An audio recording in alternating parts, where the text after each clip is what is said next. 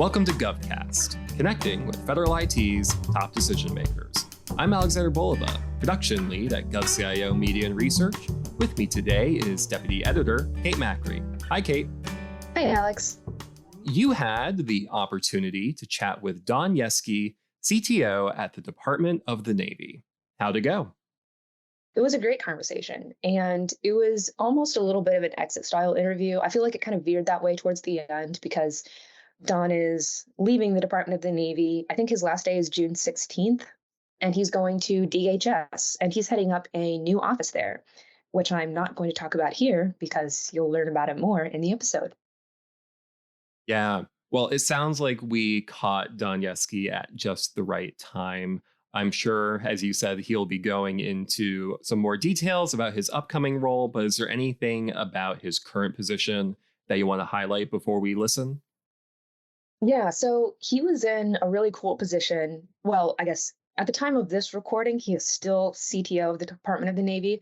And that's a really important position to be in right now because the Joint Warfighting Cloud Capability contract was officially awarded at the end of calendar year 2022. So this year is all about, trying to figure out how the different services and DoD components are going to incorporate JWCC into their current cloud modernization efforts. And obviously, that's a very big undertaking, big challenge. And it was really interesting to hear how Don's been navigating that and what he sees as the big challenges, what he thinks will go well, that kind of stuff, especially as the Navy and the rest of the services try to use JWCC in conjunction with what they already have to further the Joint All-Domain Command and Control efforts, JADC2. The big goal here really is data interoperability. So it was really interesting to hear how the different cloud vehicles are helping to facilitate that. Gotcha. Well, it sounds like a fascinating conversation. So let's take a listen to your interview.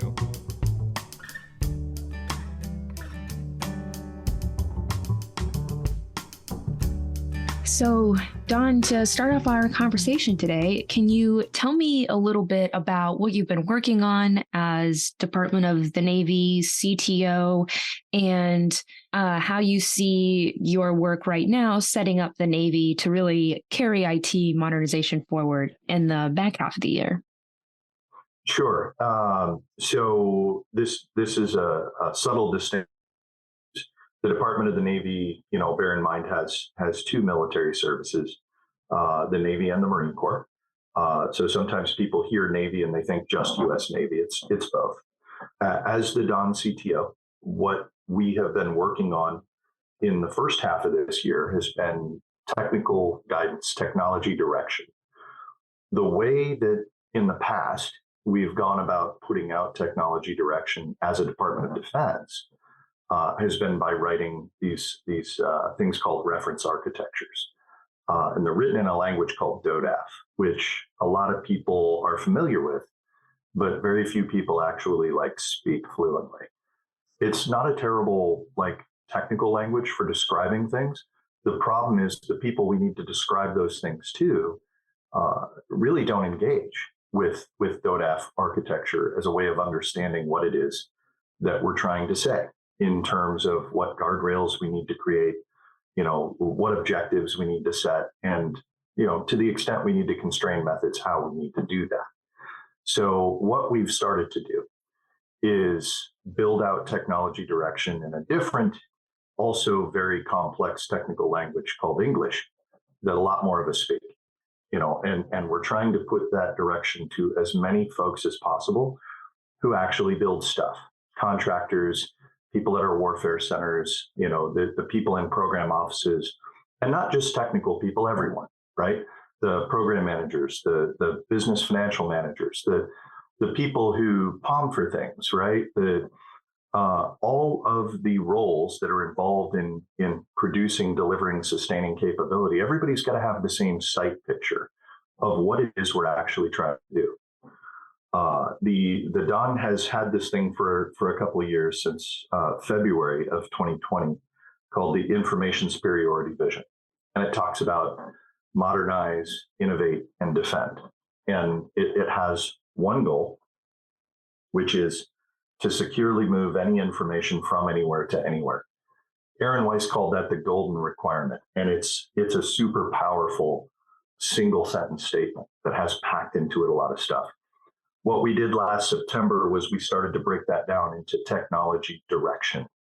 And the first piece of direction we put out was called the capstone design concept for information superiority.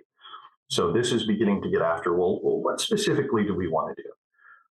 And it lays out that one goal, securely move any information from anywhere to anywhere, and breaks it down into 3 major objectives, each of which has or will soon have a major design concept that describes that objective. So the 3 objectives are optimize the information environment for cloud.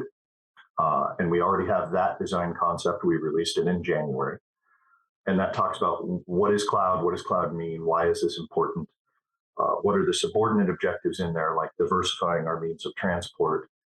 And what are useful technology patterns to get after that without constraining very specifically how people are going to do that work. We need them all to have the same sight picture of what those words mean. Our other 2 major objectives are adopt enterprise services and implement zero trust. So just to talk about those briefly, those 2 major design concepts are going to be coming out here in the next few weeks. Several drafts have been previewed of both documents publicly in a broad TEM that I share. And we've gone through a lot of iteration on them, and we're just about to release them. So adopt enterprise services as the second leg of our technology direction stool is really about giving enterprise services a better name.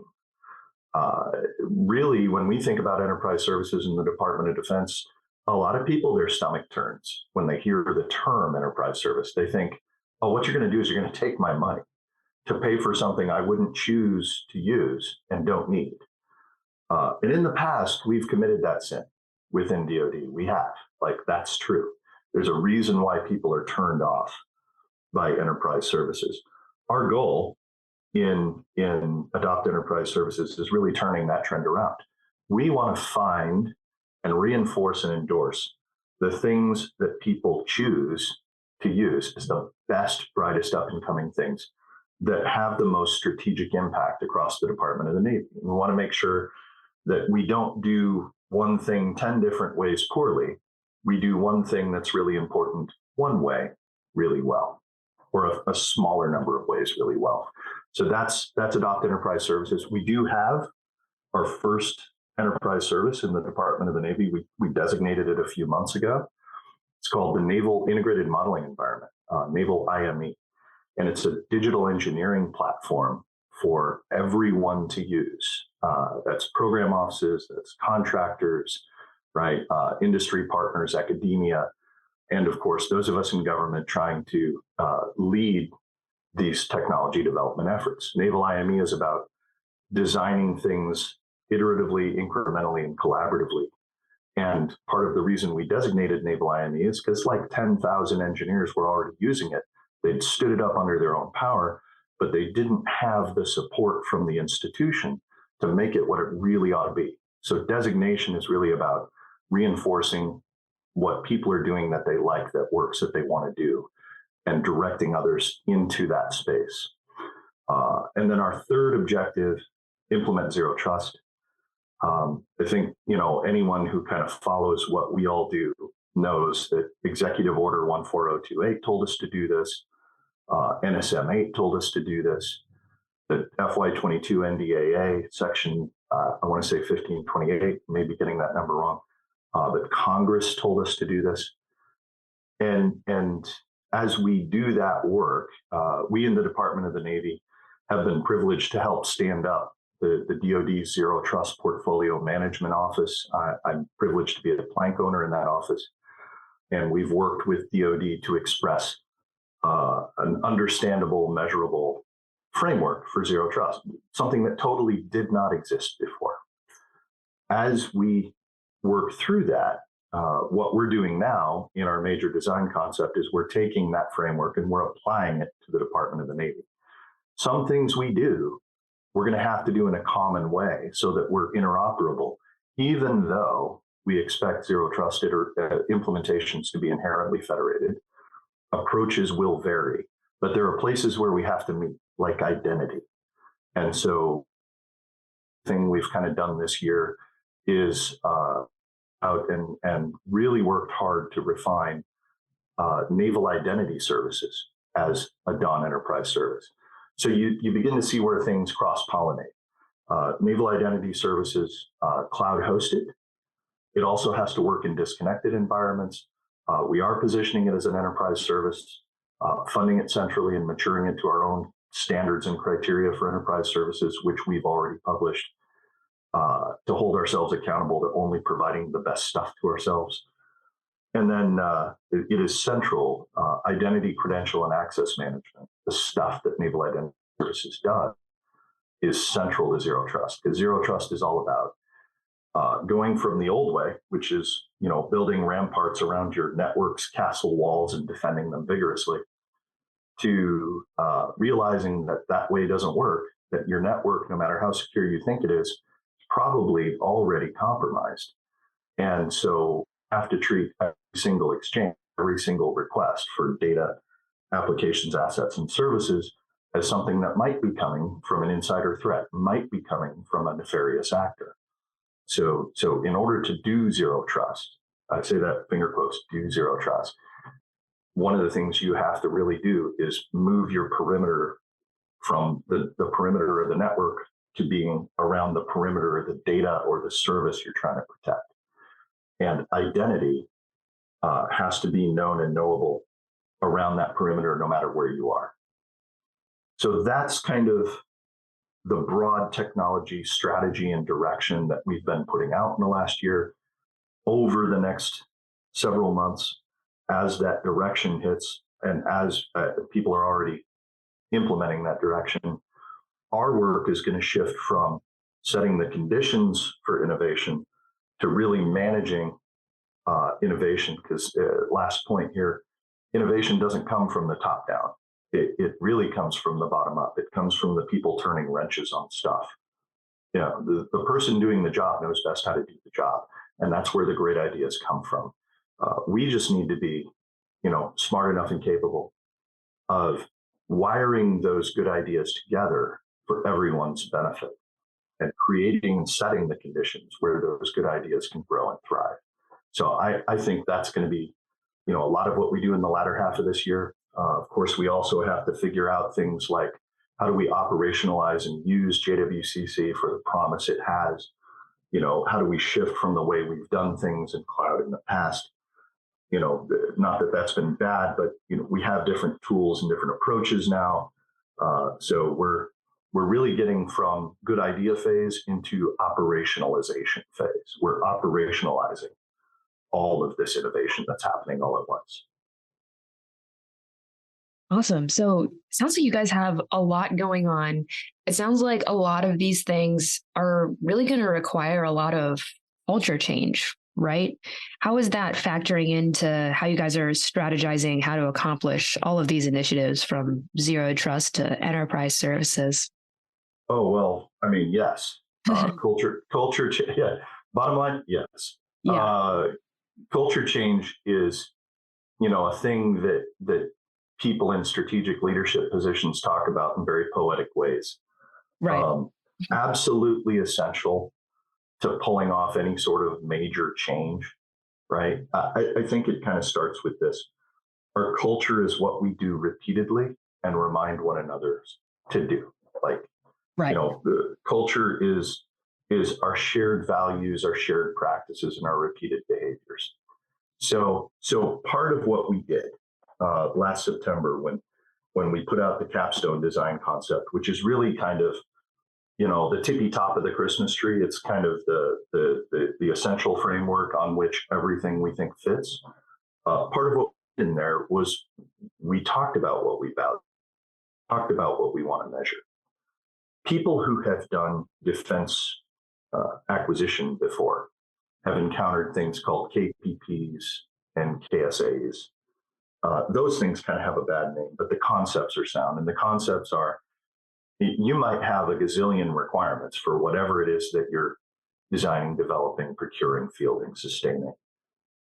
Among those, some things are very, very key. Some things are important. Some things predict whether or not the missile that you're developing is going to fly far enough or kill the target it's intended to kill, or go fast enough, or be maneuverable enough, right? There are key things. And so we've tried to spell out culturally, what are the key things? That's in the capstone. And it boils down to two things that we demand that everyone measure, and four things that we demand that everyone consider. So it really comes down to is that we measure our customer experience and operational resilience. And we've talked a lot about customer experience in DoD recently because of, I think, a very well-placed, well-timed thing that happened on social media that all of us who do what I do, paid a great deal of attention to, really kind of shook the ground. Hey, just come on, just fix our computers, right? And that was on point, right? Yeah. We took that to heart. But there are two things that we want to measure, right? One is customer experience. What's your day like? What are we doing to actually improve the things that you're doing through the technology that we're bringing? Is it supporting you, or is it holding you back, right? That's customer experience. We're not going to tell people how to measure customer experience, although we will be involved in measuring it ourselves in some ways. We're not going to tell other people who, for your specific program or your specific portfolio, how you're going to measure customer experience. But we in the Don CIO, we are going to demand that you measure it. And we're going to ask you what your measures are and how you know that you're getting better or that you're not. And then the other thing that we're going to measure, because we value it, is operational resilience. Now, you can think of operational resilience is, does it work? Does it work actually on the worst day? Mm-hmm. And does it continue to work as circumstances change? We think those two things actually work in concert, although some people would cast security and usability as at odds with one another. We don't. And we've gone way out of our way to say those things don't work against one another, they work for one another. A more secure, more cyber secure, resilient capability is actually a capability that provides a superior customer experience. So those are kind of our two outcomes. Culturally, creating a culture means, and changing a culture means changing what you value and changing what you do, right? The things that we demonstrate behaviors, those underpin our culture. So we've stated these two outcomes. And then in the same document, we stated four attributes. If the two outcomes tell you if you're doing the right things, if you're improving your measures, you're doing the right things. The four attributes are all about, are you doing things in the right way? And it's important to consider both, because you could do the right things and still do them in a really terrible way. Mm-hmm. So those four things that we want people to have in the front of their mind all the time: dynamic, customer focused, confidence inspiring, and best value cost, not lowest cost, best value cost. And the capstone goes into like what we think those things mean. And we reinforce those things every chance we get. Every opportunity we have to talk to anybody, kind of reinforce those things. Every time we're involved in reviewing programs or, standing anything up, we're trying to drive those metrics and those attributes into life, into reality. And I think people are starting to embrace that, because we're starting to see it come back from the PEOs, from the program offices. When they talk about how they're managing their programs, they're using these words in the ways we intend. So we see that from PEO Digital. They've come up with something called world-class alignment metrics. It's derived from a different thing called outcome-driven metrics. They, I think, pulled up from Gartner, but at the end of the day, it's all couched in exactly what I just said. Are you improving customer experience? Are you improving operational resilience? And are you doing your work in the right ways? And that we measure that we value that. That's how we begin to change culture, by beating that drum over and over again and changing people's behavior. So I want to be more specific than poetic. That's Sure. That's where I would leave it. That's, I'm a technologist, right? I'm not a Right. poet. Right. So I wanted to ask about the Joint Warfighting Cloud Capability contract. And I feel like this will probably play into the culture discussion a little bit too, because that being awarded when the military services, combatant commands, fourth estate are all already exploring their own cloud modernization efforts, already have their own cloud stuff going on, and now we have JWCC coming into the mix. And presumably, like, there's going to be some challenges in terms of getting everyone on the same page and like integrating that into what the future DoD cloud ecosystem is supposed to look like, right? So I guess my question for you is, how do you see JWCC integrating with what the Navy is already doing from a cloud perspective? And what kind of challenges do you anticipate? Are you already seeing? And how do you see JWCC kind of coming alongside to complement what the Navy is doing from a cloud perspective? I know that's a big question, but I'm genuinely. There's a lot. Yeah. There's a lot to that question. So I'm going to ask you to come back if I miss something. But all right, let's start with what JWCC is, because the first challenge that I think we saw as we were working with GovCIO post award, coming up with some, sort of initial guidance on how to use and get after JWCC, is we found that there wasn't really a good broad consensus on what JWCC is and what it's not. So let's be clear. JWCC is a procurement vehicle, right? It's a way of buying cloud. It can also provide some help in provisioning. So, actually instantiating cloud services or the environments in which they're offered. But that's not really its sort of core competency. That's not really what it's about. That's kind of trappings of that contract. It's a contract. So first most important thing, let's start there. Very important contract, right? Having a multiple award contract with our largest cloud service providers and kind of resolving the ambiguity of how we're going to get after buying cloud, that is huge. That is potentially transformative. And it has some good aspects to it, right? In principle, it should lead us to a good place on cost. It should provide us more visibility than we have had in the past over what cloud we consume and what we actually pay for that. A lot of that today is hidden, and it's hidden in contracts that offer us cloud services as an ODC, another direct charge on a service contract, or some obscure, provisioning procurement contract that an individual agency or field activity let for themselves, right? So that visibility of what cloud are we actually provisioning and paying for should again have positive outcomes, positive effects, and then potentially, JWCC will have some positive effects on us in terms of speed.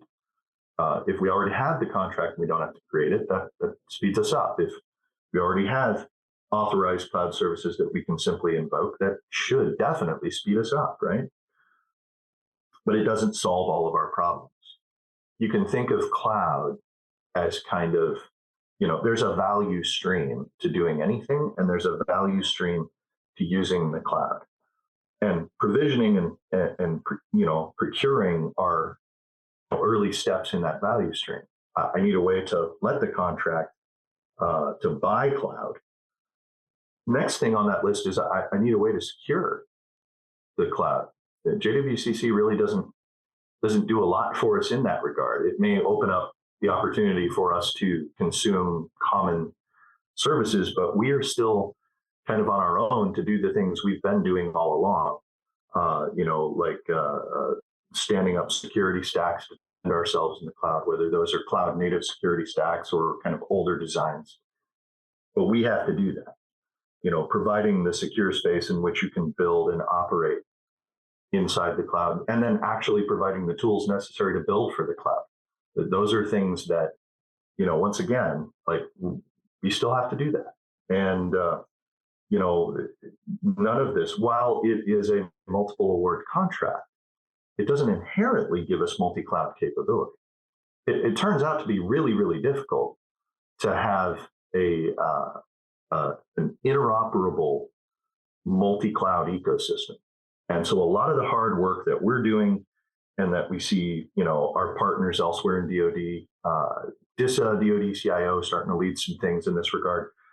It's about figuring out, okay, well, I've got Azure and I've got AWS and I've got Google and I've got Google, right? So how do I get my OCI and my AWS, Azure, and my Google Cloud platform to work together? There are obvious but overly simplistic answers to that. Well, just use Kubernetes. Well, Kubernetes is not magic. And it turns out to be very, very difficult in practice to figure out how best to consume services from different cloud service providers, and how then to use them smartly and use them in a coordinated, orchestrated way. I'll say that, orchestrated. So we've still got a lot of work to do to figure it out.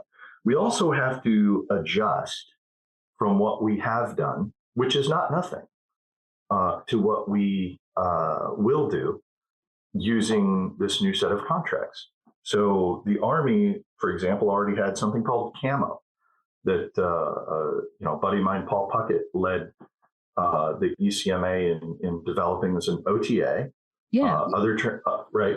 And it kind of comes bundled with not just the provisioning of cloud services, but also a lot of that other stuff in the value stream that I talked about, right? And so we've got to pull that apart a bit. We're probably still going to use that to a point, and then we've got to figure out how to shift from using that to using JWCC. And Right. oh, by the way, as you do that, you don't want to re-provision everything that you've had before, right? So Right. how do we shift the bill without recreating the thing?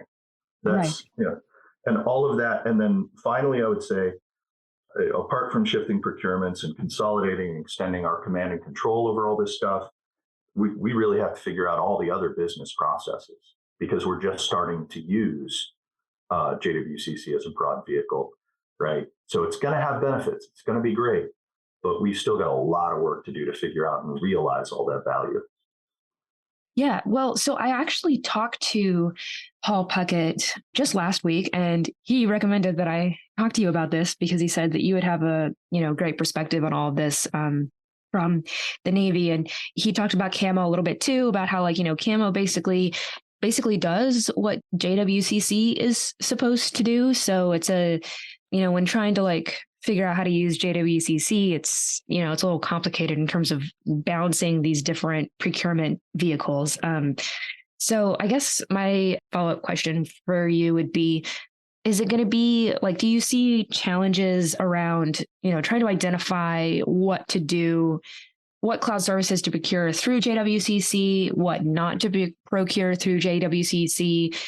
Do you guys see JWCC as more of a standard for how to go about procuring cloud services rather than a mandated everything has to be purchased through this particular contracting vehicle?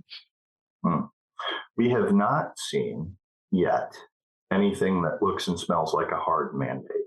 And I think that what that means is DoD CIO acknowledges the complexity of shifting from, for the Army, shifting from CAMO, or for the Air Force, shifting from the approach they've used under Cloud One. For us in the Navy, we're just kind of getting after this thing we're calling the Neptune Cloud Management Office, that is trying to consolidate all expertise and support that people need to get to the cloud at scale and en masse. My sense, from discussing it with other leaders in DoD, right? Lily Zalecki, the Honorable Mr. Sherman, right? And then within Don CIO, right? Ms. Rathbun and Mike Galbraith and others, is kind of our shared sight picture is we don't think that a mandate is appropriate, at least not right now. What we need to do is figure out what are all those processes I talked about? What are all the steps in the value chain? And we need to use JWCC and use the heck out of it where it makes sense. Right now, immediately, that's like new things, right? If you're not in the cloud and you're moving to the cloud, there's probably not a great argument for not procuring cloud through JWCC. Right. Now, there may be some, one-off exceptions where, well, what I needed was the cloud service and this technical service that I can't get through JWCC, for example. Okay, right? Those things are going to happen. But broadly speaking, like our argument within the Don about enterprise services, I think we have to see JWCC as an enterprise service and one that you don't want to tell people to use. You want people to want to use it. So yes, big contract, great team, Ryan MacArthur and that whole team have done fantastic work, bringing us a contract vehicle that's going to be very relevant to us and that we need. But we also have to be patient as that team stands up and begins to really operate for real and for true, because they're new too. And they need time to mature as an enterprise service provider. They have definite ideas about how to do cool things, and some tools around that and some services around that. But we've also got to give them the runtime they need to get good at it, because no service provider stands up today and is great tomorrow. So that's kind of my sight picture of that. Gotcha. Yeah, that does help clear some things up. So I feel like JWCC and all of the zero trust initiatives that you guys have going on are going to be really important for making JADC2 a reality, right? And Yes. I feel like the crux of JADC2 really comes down to data interoperability and, information exchange. I mean, I know people like to talk about it like it's connecting sensor to shooter, and I know that's definitely a part of it, but I feel like when people talk about JADC2, they're kind of missing the point when they boil it down to that like one-liner, because at least in my understanding, it's more about making sure the right person has the right information at the right time to, complete the mission, and there aren't any barriers to them getting that information and getting it securely. So from your perspective, when it comes to data interoperability for JADC2, you need the data to be discoverable, right? Like people need to know where they can find it. And it seems like that's been a challenge in DoD for a while, because it's not like you can just like Google search something in terms of like DoD's data repositories. So my question is, how do you see the ongoing cloud efforts that are going on at the service levels, and then, with JWCC and ongoing zero trust efforts working together to create that environment where data is discoverable and it can be securely shared to make JADC2 a reality? Great question. There's a lot built into that. Let me address some of the efforts that are ongoing now. This will not be a complete list of everything we need to do to get after that, but you're right about the target. You're right about what we need to do. The way we think of this in the Don, and the way we've encouraged others to think of it, is you can think of the challenge as interoperable data-centric security, and shifting away from network-centric security models and adopting data-centric security models. That sounds great, right? Like, okay, we're going to go from defending the ramparts of the network and stationing pikemen at the gates, and preventing bad people from coming in and therefore feeling like we're safe, to recognizing the reality that somebody's probably already inside the castle. That's just the start, though. A data-centric security model, and that's probably the best shorthand for it, as opposed to zero trust. No offense to zero trust, but the shorthand for the problem set that you're describing that we use is shifting to a data-centric security model, because it's more encompassing of the holistic problem. And that is when we are deployed as the Navy and the Marine Corps, as the Navy and the Marine Corps and the Air Force, in a particular theater of operations. And we're all doing the same thing, where we're applying our protections right around the data. And we're understanding identity and access at that point in time, in a way that's informed by policy, that's informed by by technology and actually watching people's behaviors and finding things that are aberrations in behavior patterns as a security mechanism. That's layering a lot of stuff onto a thread of activity at the edge that many times can ill afford it. And so we're kind of working through those challenges now. I wouldn't say we have great solutions for all of them, but I would say that Joint Staff J6 has led in very significant ways here. So part of that is, so far we've had two conferences called Site Security Interoperability in the Tactical Environment. The last one, we were smart enough to include our coalition partners in that and start to learn from them just as we're learning from each other.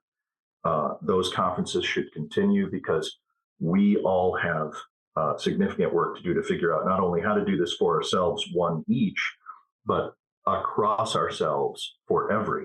That's really, really challenging. The other thing that's, I think, a key initiative here is something called Joint Operational Edge Cloud, just starting to get after that. And we in the Department of the Navy are bringing on board this effort that we're doing, initiative that we're doing called Last Mile. It's very similar to Joint Operational Edge Cloud, but really focused on our flank speed environment, where Joint Operational Edge Cloud is about all of the JWCC vendors and all of their environments in a tactical space. So we're giving ourselves the opportunity to talk to one another, to learn from one another, and to figure this out together. What's important, I think, right now is continuing that. We need to continue a series of engagements that we've had around those topics, around data-centric security and interoperability, because it is just a fact that the way that we do it in the Department of the Navy is probably not going to be just one way. It's probably going to be one way aboard ships, and one way at an expeditionary advanced base, and yet a third way, at an operational facility somewhat further back from the forward edge, right? So we're large and complex enough. We're going to have multiple ways of doing it. And then we've got to deal with the reality that the Air Force is going to have a way of doing it, maybe more than one. That, our ICAM systems are going to have to work together, that our data services are going to have to be able to talk to one another, that we're going to have, oh, by the way, a shared standard for how we tag and understand access to data.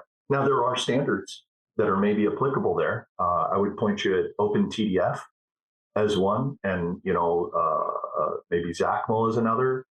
But those standards exist, but that doesn't mean we've worked out all the rules and details for ourselves as communities about how we're going to use those standards, right? So I can use Open Policy Agent and OpenTDF just as anyone else can, but if we haven't figured out our own human processes around how we're going to discover and tag and share, and share tags with one another, and respect one another's boundaries, right?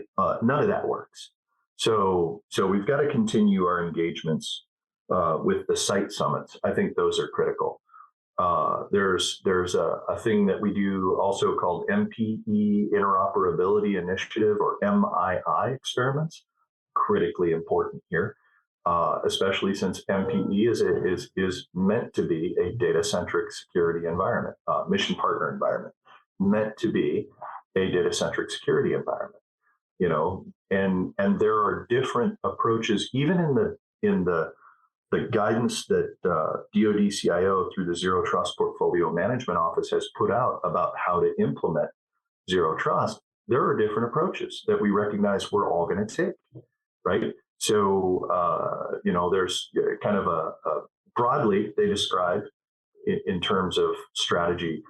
There's a brownfield COA, start where you are, build on that. We've seen great success in some quarters of DoD on that. 2nd Infantry Division in the Army has done really great work there, really advanced their own game, in a super profound way. Transcom, uses the tools that they already had, the stuff they already paid for, and they kind of apply Zero Trust approach using existing tools. Same thing that Second ID did. And it's kind of Zero Trust on the cheap, but works super well. but it's going to be different than somebody who's doing broadly, what I think we're paving the way on in the Department of the Navy through flank speed, which the ZT-PFMO would describe as their COA 2, which is cloud native, right? Greenfield from cloud. So what we do in our Azure environment today in flank speed is a zero trust approach from the ground up, has been from the beginning. And it actually predates some of this, DoD framework guidance, and it helps to inform some of that guidance. So, to the extent we're able to do things like that out at or near the tactical edge through our last mile initiatives and, working with DoD on joint operational edge cloud, right? That's a second way things might happen. And then there's kind of a third way, which I talked about mission partner environment. Mission partner environment is Sabre is built on what the DoD Zero Trust PFMO would call COA 3, which is Greenfield government private cloud. They've done a lot of work, and I say they. What I'm talking about is the NSA and Cybercom, U.S. Cyber Command through something called Dreamport has done a lot of groundbreaking work in just figuring out what could be done in a zero trust way using off-the-shelf tools in a government-owned, private cloud sort of setting.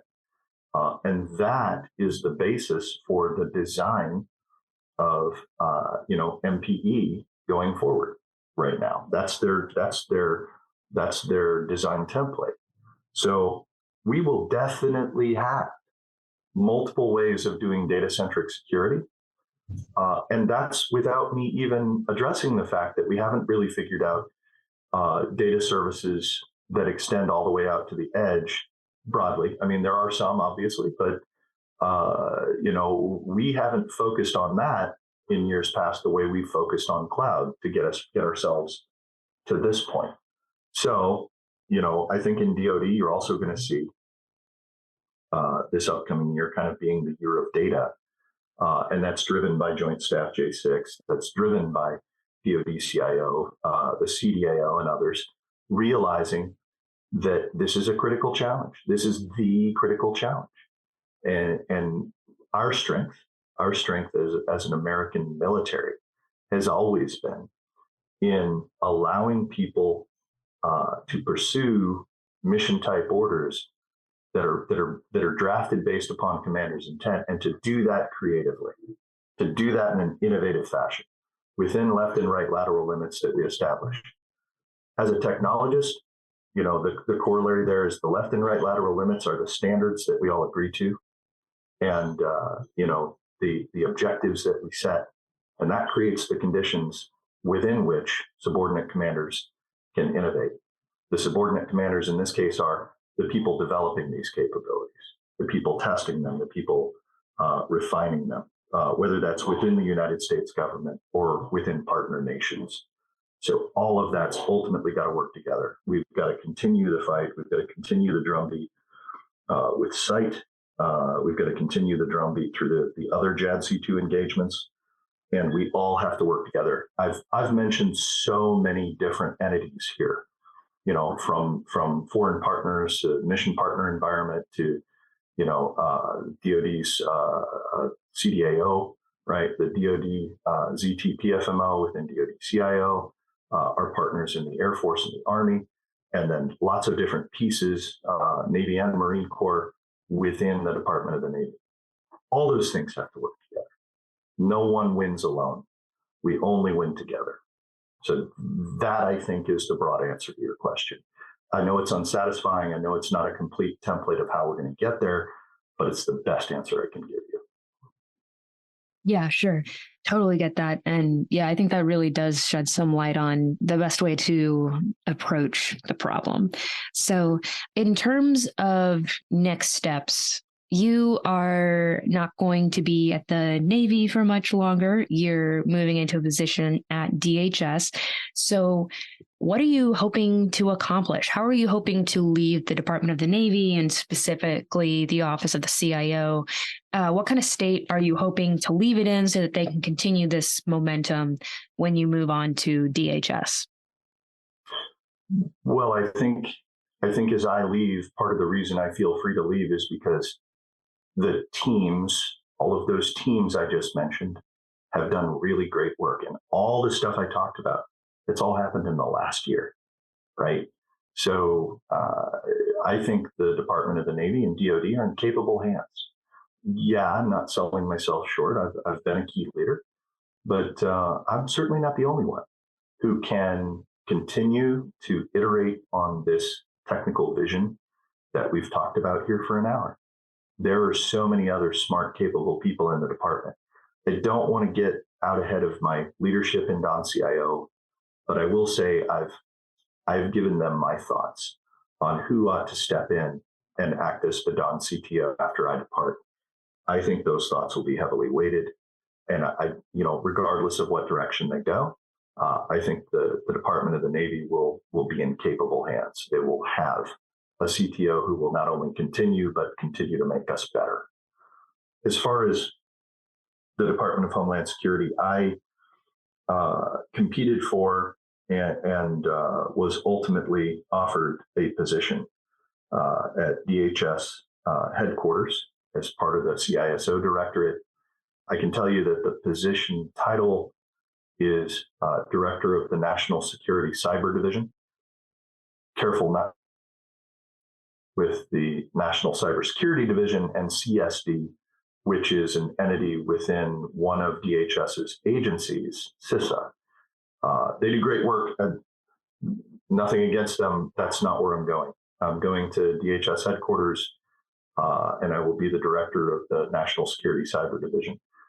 I'm not there yet. I can't say much about what my role will be, but I have been told some things. Among the things I've been told is that I will help to, kind of build that organization up. That, within that portfolio are national security services and systems from across DHS, from all of the DHS agencies. And that I'm expected to continue to lead and partner with DoD in certain ways, including all this data-centric security that we have to figure out, not just as a DoD for warfighting, but as a federal enterprise that has a secret fabric and classified fabrics that really desperately need to be updated as well. And that I've been also tasked to lead in terms of zero trust, because we're all new at zero trust across the whole federal space. And, DoD has done a lot to lead the way across the federal government. I think that DHS is looking to capitalize on that in part by bringing me onto the team. So I'm honored to continue to serve and continue to partner with folks in DoD and the Department of the Navy as I do that. Beyond that, there's not a whole lot I can say about that new role, and I wouldn't want to get out ahead of my own skis by trying to predict what that will be. But certainly critical to our capability as a nation to compete is all of the critical infrastructure and the national security systems that are everywhere else, not just within the Department of Defense, upon which we definitely depend for our daily lives. Things like, in that portfolio, you have TSA, you have port operations, you have border security, you have just a number of highly critical domestic missions that are every bit the target that our defense missions are when it comes to competition, crisis, and conflict in the cyber domain. Awesome. So, one last question before we wrap up here. Can you tell me a little bit about how this new position with DHS came about and what you're most excited about going into this new position, and how you're going to use what you've learned at Department of the Navy to launch this new position at DHS? Sure. It came about the way many federal positions come about. It was publicly competed. I competed for it. I competed for it because I found it compelling, in part because it's a new mission. It's a different mission than the one that I have devoted myself to for 21 years now. And at some point in our lives, we all kind of look for a change. And so as I have been, and I advise everyone to do this, constantly think about the next step for yourself, right? as I had been doing that, I became aware of this opportunity and competed for it, and was fortunate enough to win. I'm excited about it because it's a mission, but also because, my understanding from the work I've done as the Don CTO, that's allowed me to poke my head above the waterline a little bit and look out at the rest of the federal government, our partners in the intelligence community and other federal agencies, et cetera. And what I've seen convinces me that DoD really is in a better position broadly than the rest of us. And so I feel like there's more help needed out there than there is, continuing to do what I do. I'll say in here, in finger quotes, within the Don, within DoD. It is tempting to just keep playing for a team that's winning right now and keep running up the score. But for me personally, and this is kind of a tragic flaw, it's part of who I am. I tilt windmills. I attack targets that deserve to be attacked, that no one else thinks are vulnerable to attack, and targets that we absolutely must knock down. I can't resist that. I've gone to war as a civilian 3 times in my life because of that tendency, and I feel in my heart like that's what I'm doing here again. So it's very motivating, and I'm definitely looking forward to it. It was also a very hard decision because I love what I do. I am having a blast. How many people get to say they had the opportunity to serve as the chief technology officer of the Navy? Not many. What a great opportunity as a human being. How could you ever walk away from that? Yeah. So that was a very hard decision to decide, well, it's time. Right. But you know what? It's time. Yeah. Just as a follow up to that, I feel like a lot of the times people can be in the position where they're like, is it time for a change? Is it time to go? I don't know, because it's been really great so far. What were some of the things that you thought about and tried to, make a decision to move on to something else? Well, this is personal, but I don't mind, being transparent. It's how I try to live my life. I went directly from serving in Afghanistan from 2018 to the middle of 2019, July, August 2019. I came home from Afghanistan for the last time in July of 2019. And when I came home back to my parent command at the time, they didn't really have a position exactly like the one I'd left to go serve in Afghanistan. And the executive director at the agency where I was working at the time asked me to go work with his friend, someone he'd known as a Marine for a very long time, and someone who's become a very dear friend and mentor of mine. At the time, Brigadier General, now Major General Lorna Malik. Mr. Reddy, Pete Reddy, asked me to go work with her directly and help her out. None of us were exactly clear on really what would be involved in that, and that turned into a very fast-paced, very high op tempo assignment where, among other things, I led the team that helped create the very first Marine Corps Enterprise Network Modernization Plan. And that was just exhausting.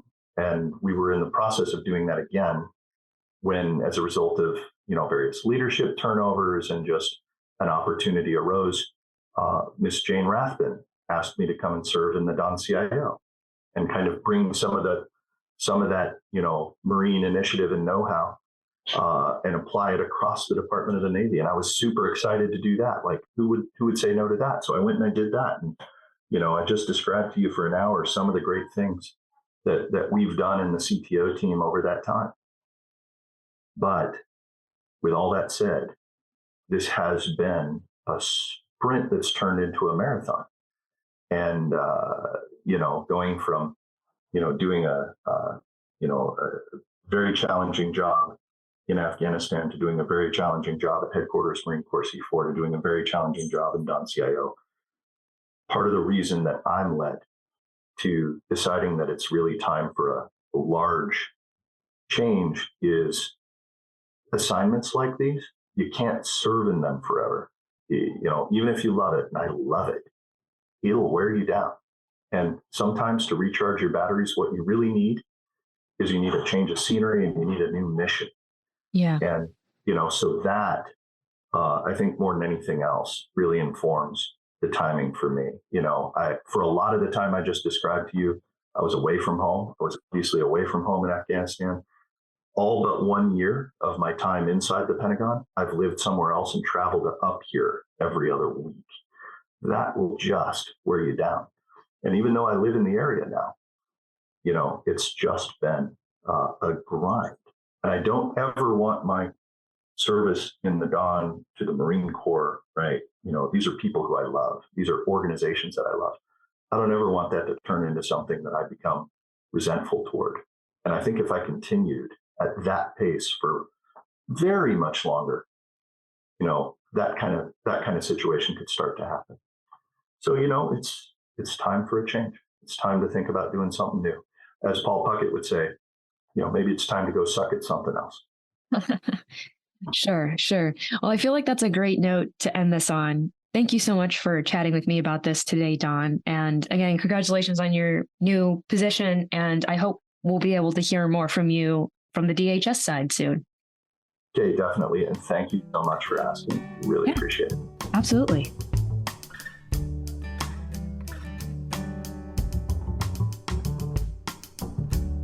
Thank you, Kate. Before we wrap up our podcast today, are there any last highlights or takeaways you want to leave the listener with? IT is important. I think that was honestly a really big takeaway from this conversation. It's important to make the proper investments in our IT because it really does impact people's day-to-day lives and their ability to do their jobs. And sometimes, it can be life or death. It can make or break a mission success. So I think that was probably the biggest takeaway, honestly. Definitely. I couldn't have put it better myself. Well, thank you, Kate. Listeners can tune in next week for a brand new GovCast. But until then, thank you for listening. Please leave a review on the podcast platform of your choice. And hey, if you like what you heard, tell someone. We always appreciate new listeners. I'm Alexander Bolova. I'm Kate Macri. Thank you for listening.